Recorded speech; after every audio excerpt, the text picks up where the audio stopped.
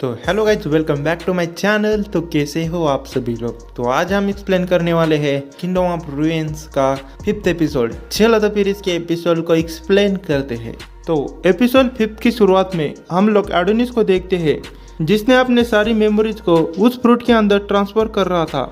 तभी वो क्लोई के बारे में सोचता है और कहता है, आई लव यू क्लोई, लेकिन मुझे माफ करना, मैं तुम्हें फिर से इस फालतू दुनिया में जिंदा नहीं कर सकता। इस दुनिया में तुम्हारे लिए कोई जगह नहीं है और ना ही इन विचेस के दिल में तुम्हारे लिए कोई जगह है, और मैं तुम्हें फिर से वैसे सफर करते हुए नहीं देख सकता। तभी एडोनिस अचानक से मेमोरी रिप्लेसमेंट मैजिक का इस्तेमाल करता है।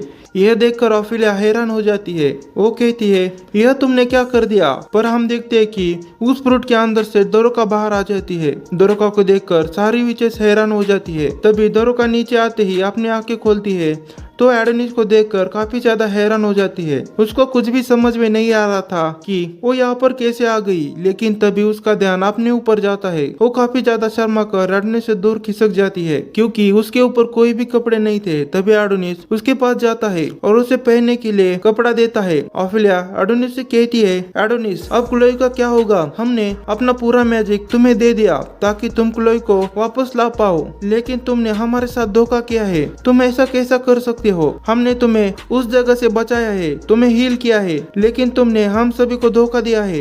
तभी ऑफिलिया दरोका से पूछती है, क्या तुमने उसे सब कुछ बता दिया। लेकिन तभी एडोनिस कहता है कि तुम सभी लोग अपना मुंह बंद रखो, मैंने क्लोई को फिर से जिंदा नहीं किया है। यह सब पूरी तरीके से मेरा निर्णय था। यह सब सुनकर ऑफिलिया हंसती है और कहती है, तुम इतना एरोगेट क्यों हो रहे हो, तुम सिर्फ एक इंसान हो। तभी वो अपना मैजिक इस्तेमाल करने वाली होती है। तभी उनके आसपास कुछ तो होने लगता है। एडोनिस हंसता है और अपने बॉडी के अंदर से एक चिप निकालता है। उस चिप को नेशनल सिक्योरिटी ने एडोनिस के अंदर लगाया होता है। एडोनिस उस चिप को तोड़ देता है और फेंक देता है। वो कहता है, मैं इंसानों को अकेला मारूंगा। लेकिन जो चिप एडोनिस ने तोड़ी थी उससे काफी बड़ा धमाका हो जाता है और लास्ट बचा हुआ मीटोपेड को आग लग जाती है। यह सब देखकर ऑफिलिया काफी ज्यादा हैरान हो जाती है। लेकिन तभी वहाँ पर नेशनल सिक्योरिटी ब्यूरो का डायरेक्टर यामाटो वहाँ आ जाता है। वो कहता है, मुझे यकीन नहीं हो रहा, अभी तक इतनी सारी विचेस जिंदा है। लेकिन तभी वहाँ पर ह्यूमन आर्मी भी आ जाती है।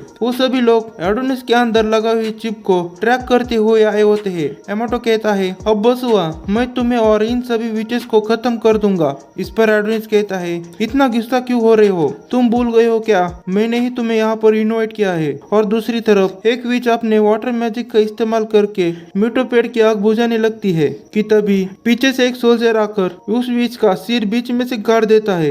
यह सब देखकर वहाँ पर की सभी विचेस अपने सायंता मैरिया मैजिक का इस्तेमाल करके आर्मर बना लेती है। तभी यामाटो एकदम से एडोनिस पे ऊपर हमला करता है, पर एडोनिस अपने रिटर्न समनिंग मैजिक का इस्तेमाल करता है और यामाटो के पास जो गन थी उसको ले लेता है और उस गन से उसके ऊपर फायर करने लगता है। फायरिंग की वजह से यामाटो का सूट डैमेज हो जाता है। लेकिन तभी वहाँ पर दरोका आती है और उसे रुकने के लिए कहती है और हम लोग विचेस को देखते हैं जो अपने मैजिक से सभी सोल्जर्स को मार रही थी। तभी मैडम ऑफिलिया अपने नेचर लॉ मैजिक का इस्तेमाल करती है और वहाँ पर जितने भी सोल्जर्स थे वो हवा में उड़ने लगते हैं। वो सभी सोल्जर्स ऑफिलिया के ऊपर फायरिंग करते हैं, पर ऑफिलिया को एक भी बुलेट नहीं लगती है। ऑफिलिया उन सभी को इकट्ठा करती है और उन सभी को कुचल देती है। ऑफिलिया उन सभी सोल्जर्स को मारकर खुश हो जाती है। उसे लगता है कि सभी सोल्जर्स खत्म हो गए, पर तभी एक विच बीच में से कट कर नीचे गिर जाती है। ऑफिलिया उस तरफ देखती है तो उस तरफ दूसरी स्क्वाड आई होती है।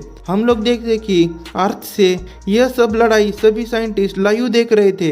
यह लाइव वीडियो चल रहा था थीटा के सामने। उसकी हालत काफी ज्यादा खराब थी और वहाँ पर बैठा नेशनल अथॉरिटी ब्यूरो का डायरेक्टर था। वो थीटा से कहता है, अभी तक इतनी सारी विचेस जिंदा कैसे है, मुझे जवाब दो। थीटा कहती है, सर हमने जो स्पेस डंपिंग प्रोटोटाइप बनाया था उस पर सभी विचेस अटैच होकर आउटर स्पेस में चली गई है। यह सब सुनकर वो डायरेक्टर कहता है, तो उन सभी लोगों ने हमारे टेक्नोलॉजी का इस्तेमाल करके अपनी कॉलोनी बनाई है और तुमने यह सब होते हुए रोका क्यों नहीं। यह सब तुम्हारा काम था, है ना, फिर भी तुम उसमें फेल हो गई हो। लेकिन तभी वहाँ पर बैठा आदमी कहता है, चिंता मत करो, और वैसे भी वहाँ पर विचेस को हंट करने के लिए हमारे आदमी गए तो है। वो आदमी नेशनल इंटेलिजेंस ब्यूरो का डायरेक्टर होता है। हम यामाटो को देखते हैं, वो एडोनिस से कहता है यह सब तुम्हारी वजह से हुआ है। मेरी बहन यूकी अब मरने की हालत में है, मैं तुम्हें अब खत्म कर दूंगा। तभी यामाटो अपने सूट का 500% पोटेंशियल पावर को एक्टिवेट करता है,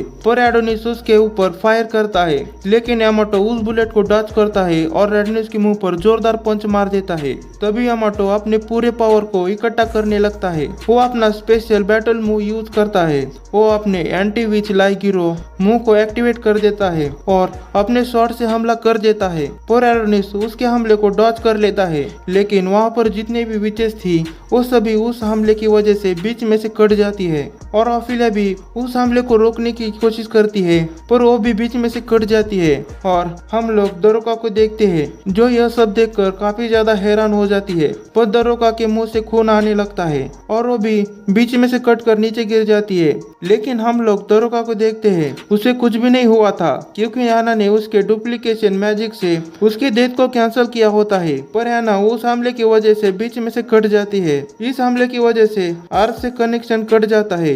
दरोका रोने लगती है, वहाँ की पूरी जगह खून से भरी हुई थी। तभी एडोनिस अपने मैजिक से अपने ऊपर हार्मोन पहनकर यामाटो को काफी ज्यादा मारता है। छलांग लगाकर यामाटो की छाती के ऊपर जोरदार पंच मार देता है। वो दूसरा पंच मारने वाला होता है कि तभी यामाटो उसके पंच को रोक लेता है और अपने डैमेज सूट को फिर से रिपेयर करता है और अपने शॉट से एडोनिस के ऊपर हमला कर देता है। और दूसरी तरफ जो भी विचेस बची थी वो एडोनिस को मोटिवेट करने लगती है, लेकिन तभी एक सोल्जर उस विच को खत्म कर देता है। और दूसरी तरफ यामाटो अपने सूट का 100% पोटेंशियल यूज करता है। उसकी वजह से वहाँ पर बहुत बड़ा टोर्नेडो आ जाता है। एडोनिस उस पर हमला करता है, पर वो उसे टच भी नहीं कर पाता। और तभी यामाटो उस टोर्नेडो के बीच में से स्वॉर्ड को बाहर निकालता है और एडोनिस के आर पार डाल देता है। एडोनिस दूर जाकर गिर जाता है, पर एडोनिस अपने कैलिब्रान मैजिक का इस्तेमाल करता है। उसकी वजह से ऊपर से बहुत बड़ी स्वॉर्ड आ जाती है और यामाटो के हाथ को कंधे से कट डालती है। यामाटो अपने कटे हुए हाथ की ब्लीडिंग को अपने सूट से रोक लेता है और वो आगे बढ़ते हुए कहता है, तुम काफी ज्यादा डेंजरस थे, पर अब बस हुआ, मैं तुम्हें इन सारी विचेस के साथ खत्म कर देने वाला हूँ। और वो एडोनिस को मारने वाला होता है कि तभी यहाँ पर एपिसोड की एक्सप्लेनेशन खत्म होती है। मिलते हैं अगले एपिसोड की एक्सप्लेनेशन में, तब तक के लिए बाय बाय।